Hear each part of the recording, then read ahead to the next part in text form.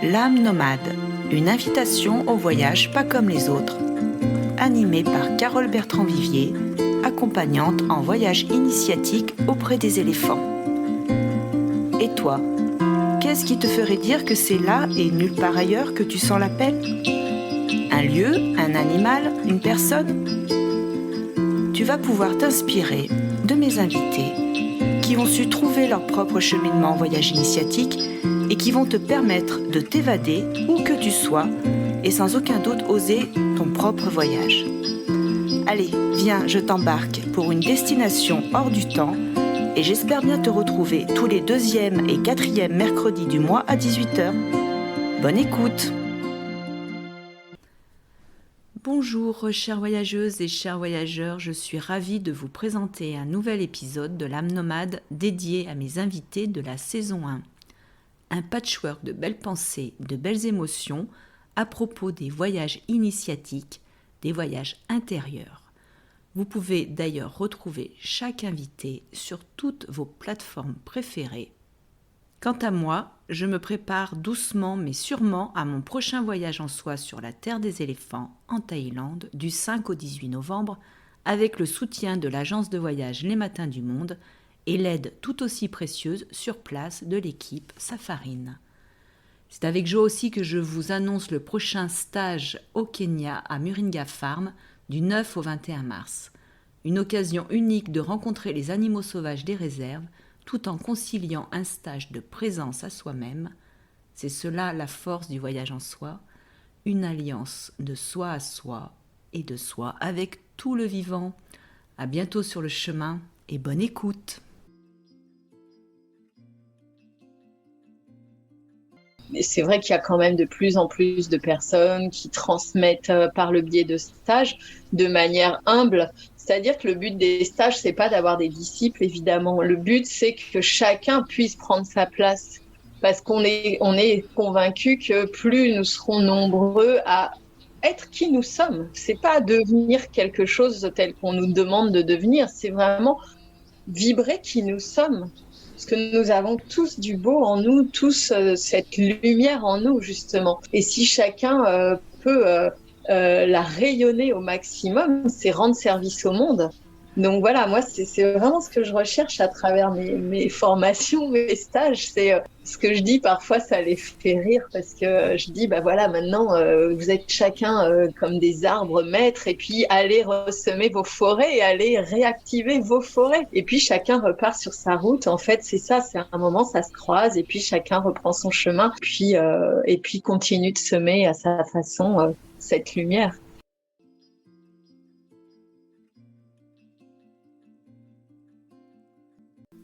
Et c'est comme ça que tout a commencé aussi, puisque je me suis inscrite dans un premier temps à un voyage pour moi auprès des éléphants.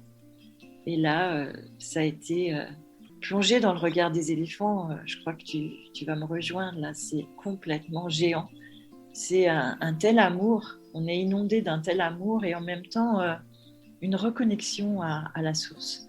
Le ressenti que j'ai eu en plongeant dans le regard des éléphants, c'est vraiment cette reconnexion encore une fois. Quelque chose de plus grand et plein d'amour. Plein d'amour. Ça me touche beaucoup. J'ai ma petite seconde d'émotion parce que c'est vraiment ce que je peux ressentir et ça me manque tellement. Oui. Donc j'ai hâte, je sais que toi aussi tu as hâte de pouvoir y retourner. Donc à partir de ce moment-là, il y a cette connexion concrète, ce regard qui nous touche, ce plein d'amour. Et j'entends que décidément, j'ai l'émotion. J'entends que tu décides d'organiser toi-même des rencontres, de partir avec un groupe. Je ne sais pas si je le décide, ou peut-être mon âme l'a décidé bien avant, mais il y a cet appel fort. Et à partir de l'instant où je les ai rencontrés, j'ai plus envie de les quitter. Enfin, c'est difficile là d'être un peu coincé et de ne pas pouvoir y retourner. J'ai plus envie de les quitter. Après, ils ne nous quittent jamais parce qu'ils sont là avec nous en permanence. J'ai eu l'occasion l'autre fois d'en parler dans une librairie qui vend des livres sur le développement personnel et ils m'avaient conviée à en parler. Dès que j'ai pris mon tambour, ils étaient là avec nous. Et les gens ont pu percevoir leur énergie. Donc, on ne peut pas dire qu'ils nous quittent une fois qu'on les a rencontrés ou qu'on les quitte, parce qu'on est toujours en connexion avec eux. Ça sera bien sûr jamais pareil que d'être vraiment face à face, mais ils sont là. Et alors, dans cette notion de « ils sont là », on a eu un deuxième appel. Et je dis « on » parce que je forme des gens, donc pendant 1 an, j'initie des gens aux constellations familiales. Et il se trouve que j'ai eu un groupe très soudé, assez avancé aussi dans leur chemin. Et on a passé une année d'initiation en constellation absolument formidable. Et il s'est créé une osmose dans le groupe entre les personnes. Et en général, je propose à ces groupes, je fais les week-ends de formation où les gens rentrent chez eux le soir ou prennent un lieu pour dormir. Mais le dernier stage, je le propose sur 3 jours en résidentiel, 3 ou 4 jours en résidentiel. Et à nouveau, l'appel des éléphants. Donc sur ce dernier stage de juin, on avait en même temps une femme chamane qui s'appelle Marie, la voix étoilée, et qui canalise donc. Et le samedi soir, on avait décidé d'une soirée un peu festive où je leur avais proposé d'amener les tambours. Et voilà, on a fait un feu, puis on est parti avec les tambours à jouer. Et tout de suite, on s'est retrouvés comme un clac plié en deux, tu vois, et à marcher comme des éléphants. Voilà, dans la pratique chamanique, on intègre parfois un esprit allié, ce qu'on appelle l'esprit allié, donc une énergie animale. Et là, on s'est tous retrouvés avec l'énergie des éléphants. Et ça a continué. On a passé une nuit, je crois qu'on avait 42 fièvres tous la nuit, tellement l'énergie était puissante. Et la sensation d'avoir un troupeau d'éléphants autour du lieu, là, qui à la fois veillait sur nous et qui en même temps nous faisait passer un message. Comme c'est pas toujours facile de comprendre et qu'on avait la chance d'avoir cette chamane avec nous, et bien le lendemain, on a fait une constellation avec le peuple éléphant. Et cette femme chamane nous a tous délivré un message, un appel des éléphants. Tout le groupe était appelé. Et c'est comme ça qu'on a décidé de tous partir en Thaïlande. Donc on est parti à 14 sur ce voyage. C'était au mois de novembre, fin octobre, début novembre de la même année, où on s'est tous retrouvés là-bas en Thaïlande à la rencontre des éléphants.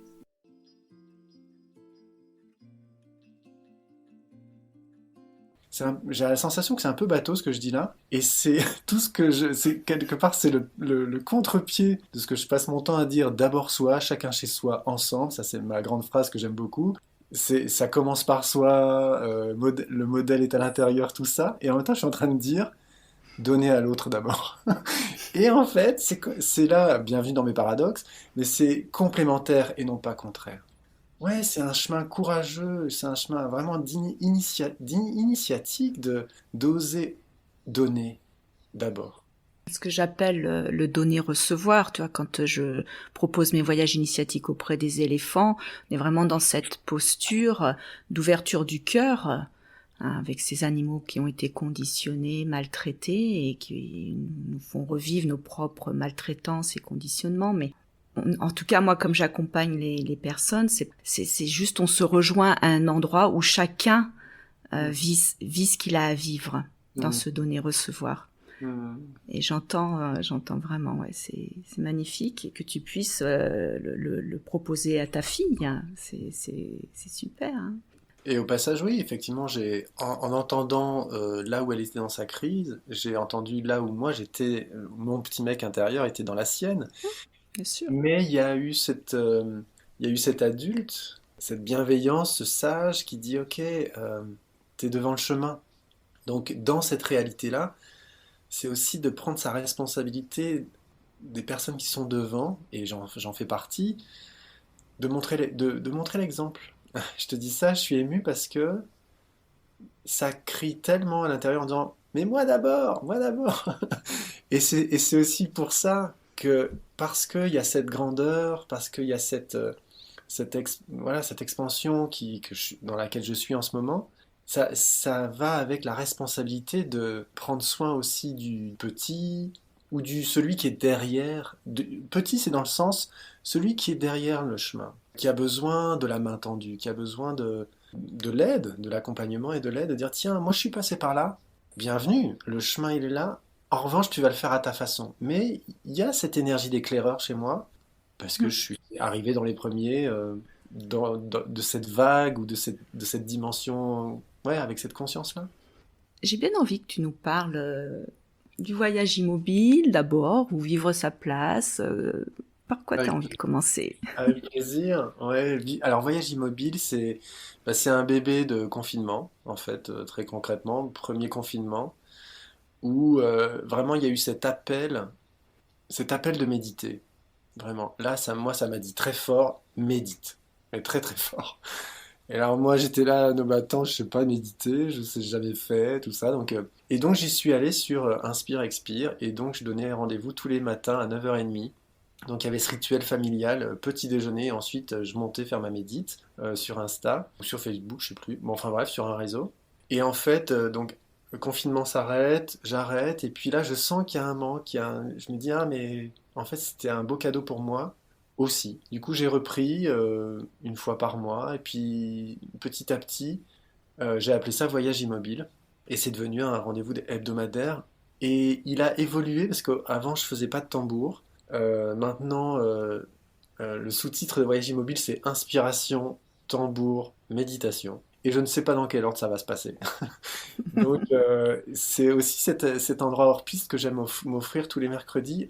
Et c'est un voyage qui appartient aux gens qui viennent. Du coup, on commence avec un ancrage avec un E pour ancrer avec un A, le point de départ, parce qu'un voyage, tout voyage commence avec un point de départ, c'est d'où on part, même si on ne sait pas où on va. Et le cap, j'aime pas beaucoup parler d'intention parce que c'est un mot qui est un peu galvaudé en ce moment et voilà, je suis en train de le trier celui-là, mais voilà, c'est en chantier.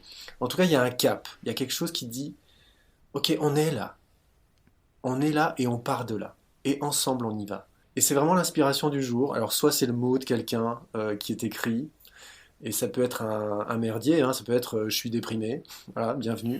D'où tu pars en fait? Ça c'est ma première question. Vous partez d'où? Et ça peut être je suis joyeux ou j'adore, ou enfin bref.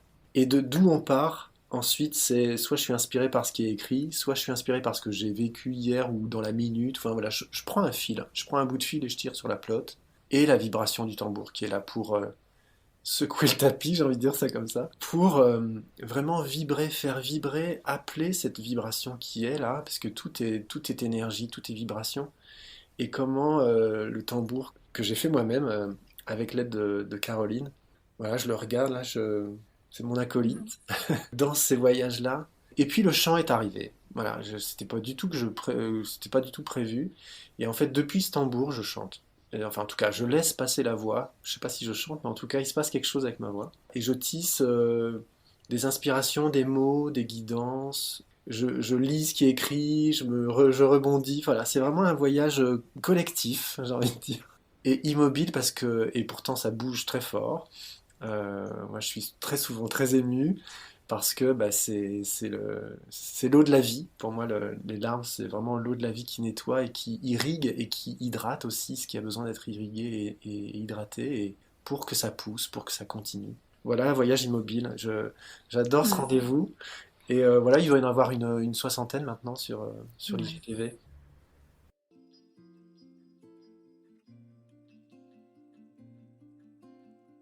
Hippopotame, soit l'éléphant, soit le singe. Oui, Enfin, je veux dire, après, il y a un questionnement qui est plus subtil, qui peut se manifester dès qu'on lâche prise sur le matériel, en bien fait. sûr, bien sûr. Je vais te raconter quelque chose. Lorsque je suis allée au mois d'octobre avec ce groupe, il y avait une jeune fille qui s'appelle Bertie.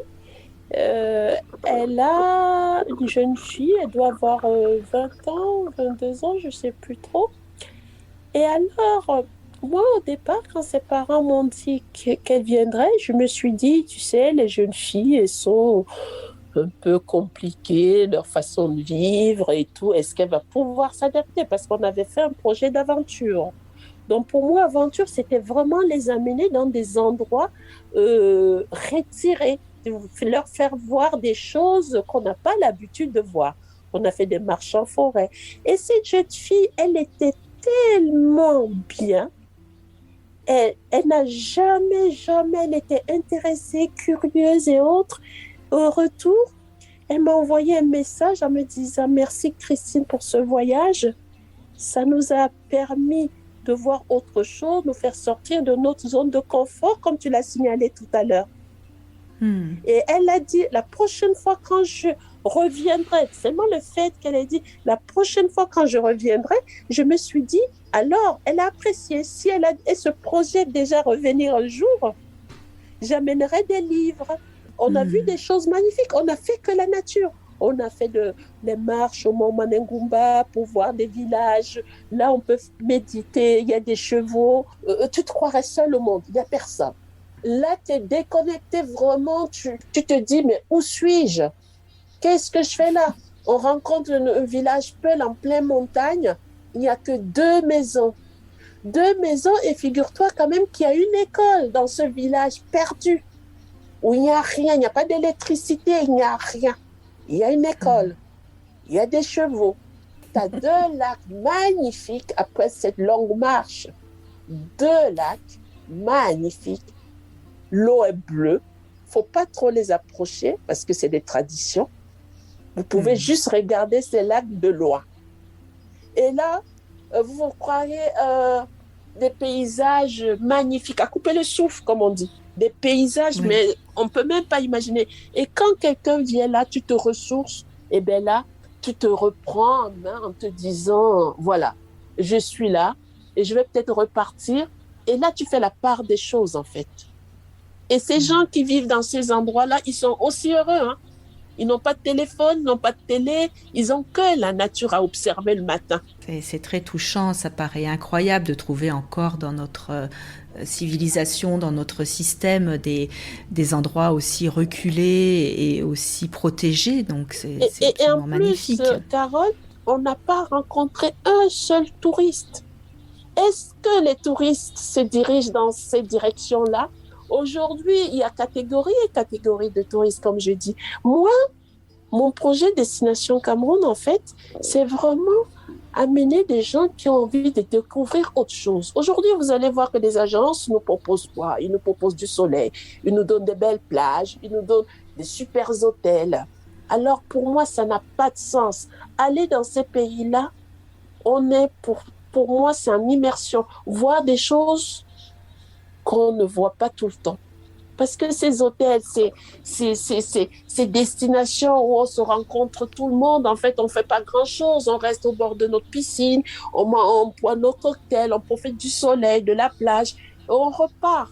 En fait, vous n'avez rien partagé avec ces gens, ces locaux, vous ne les avez même pas vus. Vous êtes juste allé profiter de votre bon temps. Vous n'avez même pas eu la curiosité de voir ce qui se passe à côté.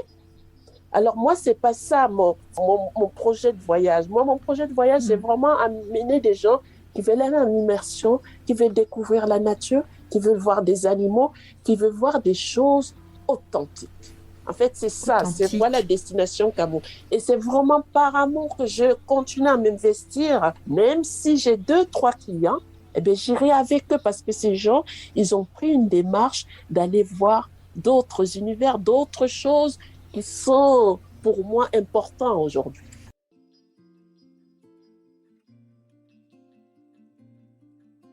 Réfléchis une seule demi-seconde. Enfin, c'est-à-dire que la question ne s'est même pas posée, c'est ok, j'essaye, je vois, je me laisse tenter. Marcher en suivant un éléphant, un truc juste hyper improbable.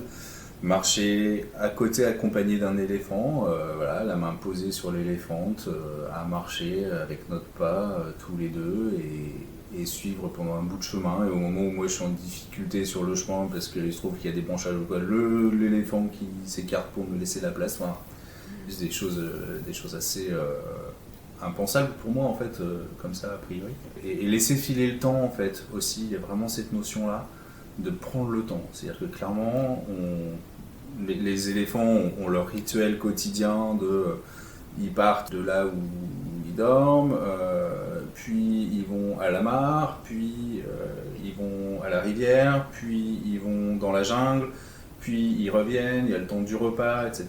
Et après, il y a le même rituel qui se fait. Et en fait, qu'on soit là ou qu'on soit pas là, l'éléphant, quelque part, c'est pas vraiment son problème, quoi. Lui, il va faire ce qu'il a à faire et ben, on suit, c'est-à-dire Il y a des moments où peut-être qu'on pourrait ressentir une certaine urgence de rentrer, mais bon, l'éléphant, lui, il prend son temps et c'est pas son moment. Donc c'est pas son moment, ok. Qu'est-ce qu'on en fait ? On attend. On se pose. Ouais, c'est ça. Mais ça donne vraiment un rapport au temps qui est très différent. Donc ça, c'était vraiment quelque chose de très particulier aussi à vivre. C'est-à-dire que les choses s'étendent et on laisse le temps. Et on n'est pas dans cette urgence. Voilà, on vit tous des journées où on calcule, si ce n'est à la minute près, au moins au quart d'heure. Et là, d'un coup, le temps n'existe pas. On part. D'accord. Et on reviendra, c'est sûr, mais à quelle allure et quand et ce qu'on aura fait entre les deux, en fait, rien n'est sûr. C'est pour ça que je parle toujours du pas de l'éléphant, du rythme de l'éléphant, mais c'est vraiment ça.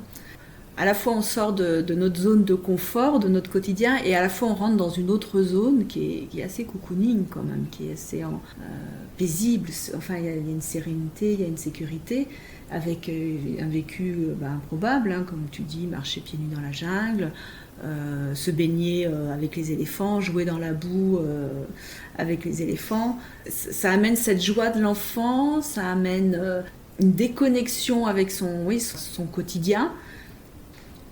Le fait d'ouvrir ses perceptions, le fait d'oser se ralentir, le fait de se laisser vivre ces instants singuliers, amène à oser être soi, à oser poser sa parole. Qu'est-ce que ça a pu t'amener ?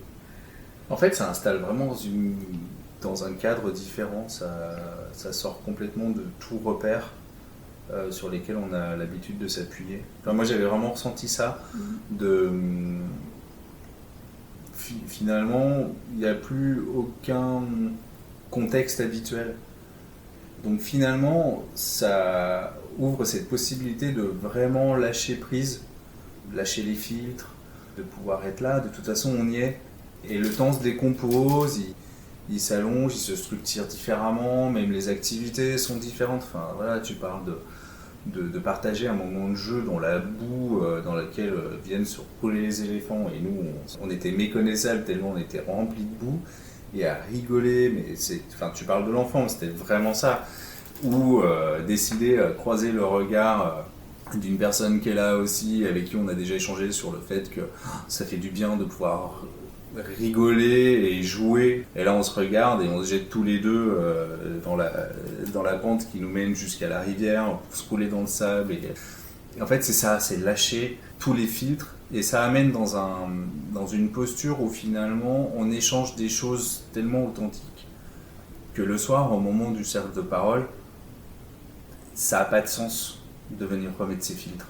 Et qu'on a tellement échangé en étant qui on est, et en laissant passer l'enfant, en laissant passer l'adolescent qui est là, en laissant venir aussi l'adulte qu'on est en train de devenir, qu'on est en train de construire, le fils qu'on est, le père qu'on est, le frère qu'on est, la sœur qu'on est, etc. Enfin, et tout ça, ça passe, et finalement, il y a une vraie rencontre en profondeur qui se fait, et on voit vite que ça serait complètement fin de vouloir mettre un filtre ou vouloir poser une certaine part de distorsion, voilà, parce que on y est et on y est.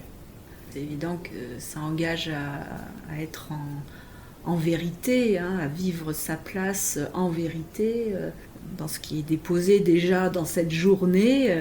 On tombe le masque, on est dans le plus simple de soi, je ne sais pas comment le dire. Oui, c'est ça, en tout cas le plus authentique, le plus vrai, et sans être réfléchi, c'est-à-dire que vraiment il y a ce processus-là chez moi qui s'est mis en route, ok, il y a ça qui vient, ouais, je le vis, et je le savoure, et enfin voilà, avec des fous rires, ou aussi des moments plus compliqués émotionnellement, enfin des choses aussi, parce que évidemment dans tout ce qu'on partage, il y a des thématiques fortes qui sont abordées et qui viennent travailler, qui viennent nouer, dénouer, renouer, tout ça qui se traverse, et avec des moments aussi où franchement c'est moins rigolo. C'est un peu moins rigolo. Mais c'est riche.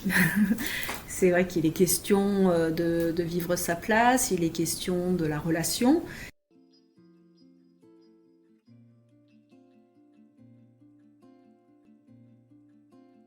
J'ai moi-même pas mal gambergé en réfléchissant à tout ça. Ça m'a aidé dans mon écriture. Bon, Stevenson d'abord. Stevenson, moi j'en ai entendu parler comme tout le monde, hein, L'île au trésor, Dr. Jekyll, Mr. Hyde. Bon. Par contre, le chemin de Stevenson, c'est assez connu comme appellation. Chemin de Stevenson, les gens ont vaguement entendu parler. Est-ce qu'on sait où c'est, ce que c'est exactement? Moi, j'en ai entendu parler en faisant le Saint-Jacques, je ne savais pas où c'était. Mais ça m'a intrigué, parce que d'abord, un chemin qui s'appelle le chemin de Stevenson, il y a quelque chose de magique. Hein, le nom, l'entendre comme ça. Et puis donc, je me suis renseigné. J'en entendais parler par des gens qui l'avaient fait, ou qui ne l'avaient pas fait, mais qui aimeraient le faire. Et puis j'en entendais parler comme quelque chose de dur, de plus challenging que le Camino. Donc ça m'a intrigué et je me suis dit, il faut que je le fasse. Mais effectivement, quand j'ai vu que je pouvais le faire dans une fenêtre opportune au changement de vie, là, entre la vie professionnelle et la retraite, j'ai lu Stevenson. Parce que son tout premier succès en librairie, c'était Voyage dans les Cévennes avec un âne, qui était en fait une ânesse, une petite ânesse, Modestine, qui l'a d'ailleurs fait beaucoup souffrir. Il s'en est voulu après. C'était un dandy, hein, Stevenson. Il écrivait bien, mais enfin, sans grande difficulté financière, il se promenait en Europe. Quand il a fait le chemin qui porte son nom aujourd'hui, il n'en était pas à son premier voyage en France, il parlait très bien français. Effectivement, il voulait oublier ses amours avec une Américaine avec qui une liaison n'était pas envisageable. Son père le lui avait fait sentir. Enfin bref, il cherchait à l'oublier. Et il était venu s'établir en dessous du Puy-en-Velay. Et il y a passé un mois, et lors d'une foire à bestiaux, il a acheté cette ânesse. Il a acheté cette ânesse Modestine avec l'idée folle, enfin folle, vue comme folle par les habitants du patelin où il se trouvait, d'aller rendre visite par un chemin à ces co-religionnaires des Cévennes, du pays camisard. Donc des Huguenots, mais plus exactement des calvinistes. Et lui, il était presbytérien. Et il en avait entendu parler de cette révolte des camisards, d'autant qu'en Écosse même, il y avait eu aussi celle des conventenaires. Alors, donc, idée folle, il en a quand même tiré un livre qui a été son premier succès en librairie. Il a fait le voyage en septembre 1878, et il a fait paraître son bouquin en 1879. Donc moi, je l'ai lu. Et puis je l'ai lu, c'est tout. De la même manière, par curiosité, de la même manière que j'ai acheté un guide, un petit routing, là, c'est le GR65. Hein. C'est très bien fait. 65 ou 70, faut que je ne dise pas des bêtises. Je crois que c'est le 70. Oui, c'est 70, parce que le 65, voilà. Pourquoi j'ai dit 65? C'est parce que j'ai fait le Saint-Jacques avant, j'ai fait la Via Podiensis depuis le Puy. Et ça, c'est 65. Donc, c'est le 70. Donc, j'avais quoi? Un routing, une vague idée, quelques cartes. Bon. Et puis, j'avais Stevenson, mais je l'avais lu, et c'est tout. Et en partant, ma femme qui connaît un peu mon goût pour l'écriture, me dit, mais tu prends des notes et tu devrais faire un truc où tu dialogues avec lui. Je dis, mais qu'est-ce que c'est que ce truc? C'est complètement, qui suis-je pour oser dialoguer avec Stevenson, ce grand monsieur? Enfin bref, j'ai mis ça de côté. Et puis je suis parti. Par contre, dès les premiers jours, j'ai fait ce que tout le monde fait. Hein. J'avais un petit carnet qui permettait de noter les 2-3 belles choses que j'avais vues dans la journée.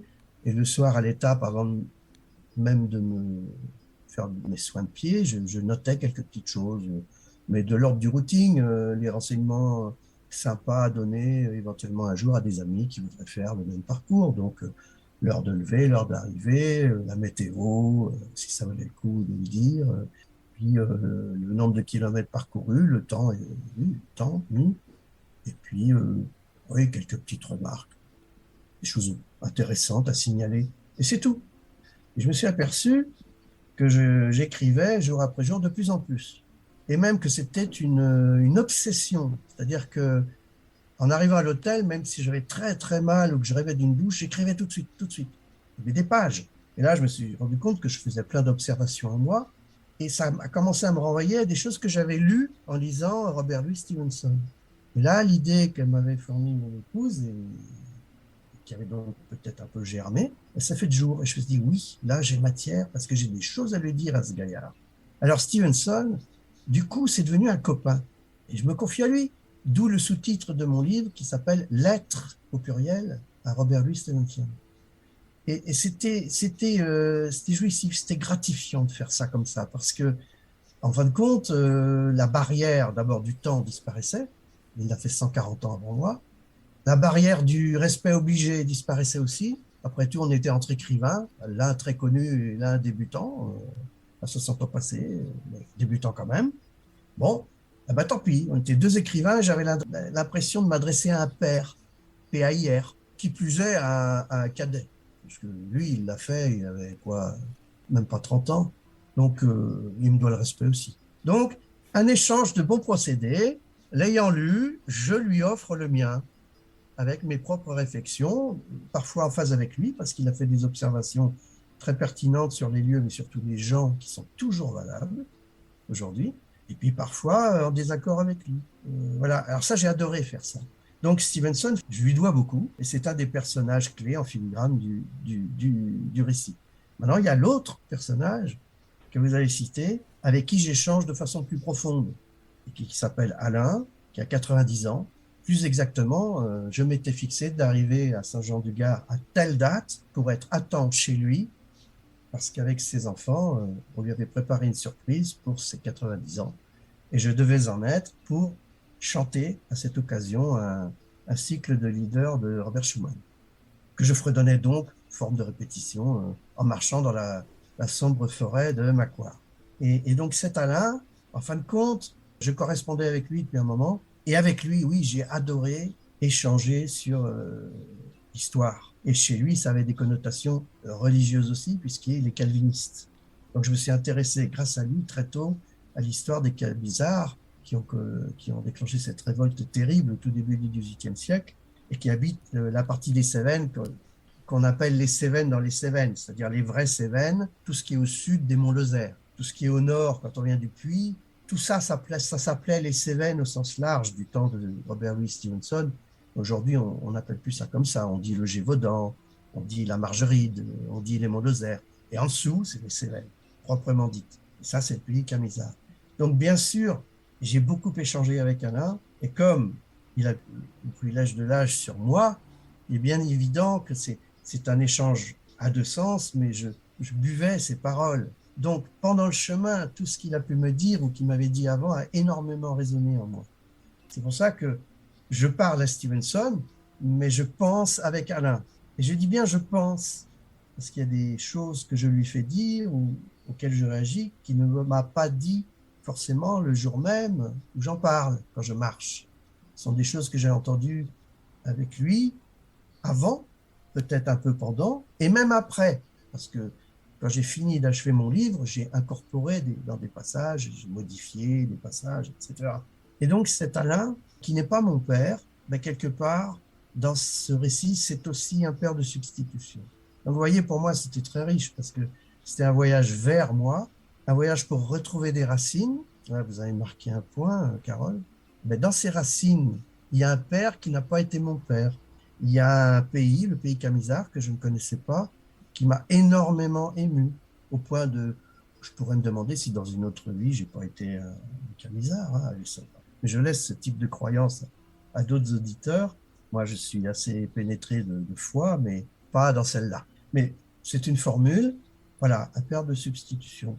Donc, finalement, vous voyez, des barricades contournées ou gravies pour découvrir mieux le souvenir d'un père, le vrai, qui pourtant parlait pas beaucoup, pour mieux apprivoiser des fantômes, en particulier celui de ma fille aînée, pour découvrir de quoi j'étais capable avec mes pieds, malgré la souffrance, pour découvrir que j'étais capable d'écrire un livre avec ça. Ça, c'est un challenge, parce que moi, je vous dis, hein, j'écris pour moi, hein, j'écris pas pour les autres. Hein. Si les autres aiment ce que j'ai écrit, je suis très content, je suis honoré, ça me fait du bien, je suis gratifié, mon ego sourit, mais j'écris pour moi. Et j'ai découvert que l'écriture était une alliée sur mon chemin. Donc, j'ai plein d'amis. J'ai jamais été tout seul sur ce chemin. J'ai mes deux pieds, qui sont mes deux meilleurs amis. Sur un chemin comme celui-là, c'était vraiment mes deux meilleurs amis. J'ai mon ami Stevenson, qui est devenu mon ami, j'en suis persuadé. Alors, c'était un procédé un peu facile de lui parler, parce que le pauvre, il ne peut pas répondre, mais c'est lui qui a parlé le premier. Donc, moi, je lui réponds. Et pour moi, c'est un copain. C'est un copain à qui je me suis confié. J'ai cet Alain qui est pour moi important, très important. J'ai ses ascendants, ses frères de religion, les huguenots, enfin les calvinistes du pays Camisard. Puis j'ai cette nature que j'ai traversée aussi, qui me convient tellement. Vous savez, la Lozère, elle est vide. C'est un château d'eau de la France, hein, pourtant, il n'y a pas un point d'eau. Vous avez le Lot, le Tarn, la Chasseradès, puis encore une autre qui passe près des Vents, là, en Ardèche. Je n'ai pas tout retenu, mais enfin, c'est le château d'eau de la France, la Lozère. Il n'y a pas un point d'eau. Sur le Saint-Jacques, vous traversez un village, vous trouvez toujours un petit puits, une fontaine, pas un point d'eau. Et très peu d'humains. Très, très peu d'humains. Mais on en voit.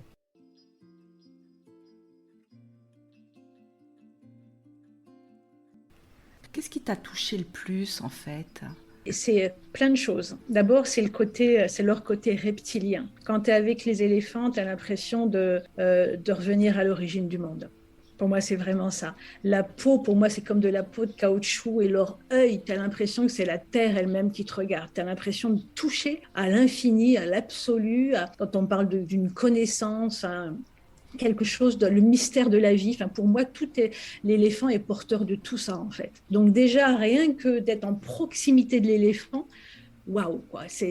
Pour moi, tu touches déjà au mystère de la vie et à l'origine de la vie, en fait. Et après, il y a ce paradoxe où tu as cette montagne, cette puissance, et en même temps, une telle sensibilité.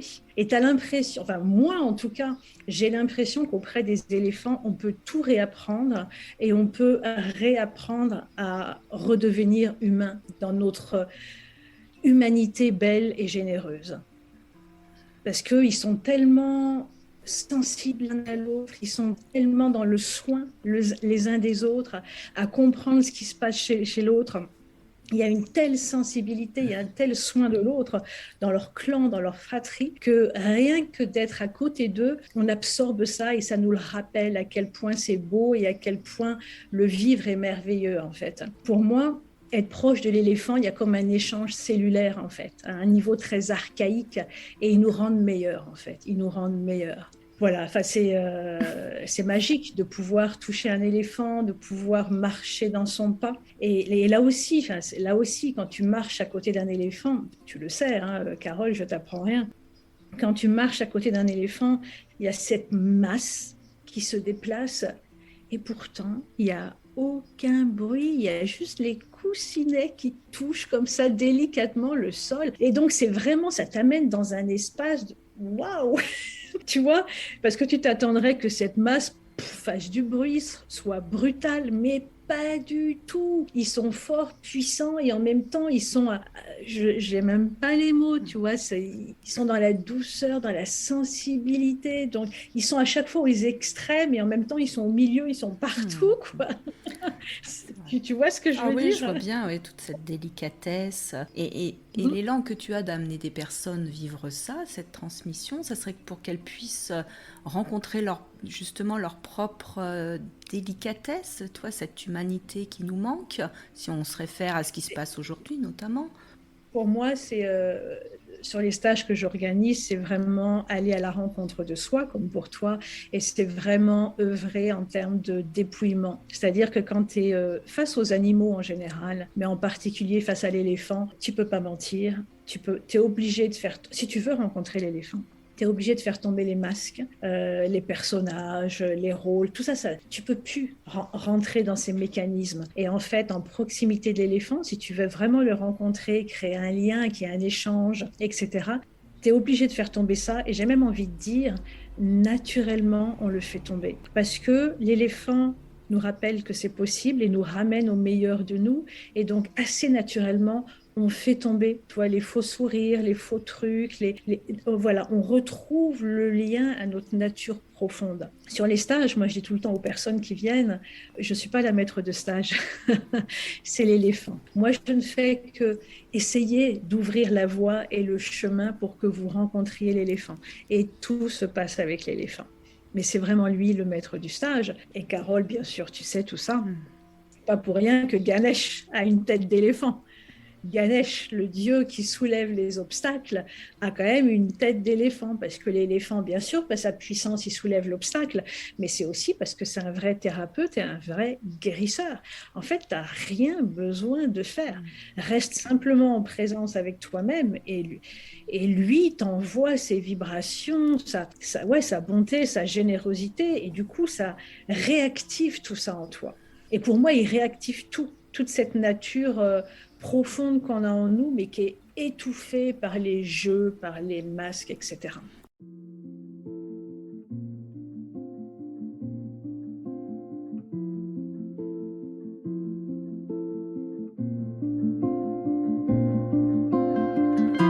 J'espère que cet épisode, L'âme nomade, t'a plu et que tu auras l'élan de partager.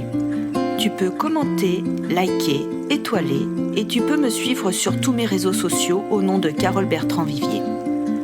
Tu peux t'abonner à ma newsletter mensuelle pour t'inspirer de mes articles publiés sur mon blog sur www.carolebertrand.com et bien évidemment t'abonner sur ta plateforme préférée à l'âme nomade. Restons en lien et à très vite pour le prochain épisode, tous les 2e et 4e mercredis du mois à 18h.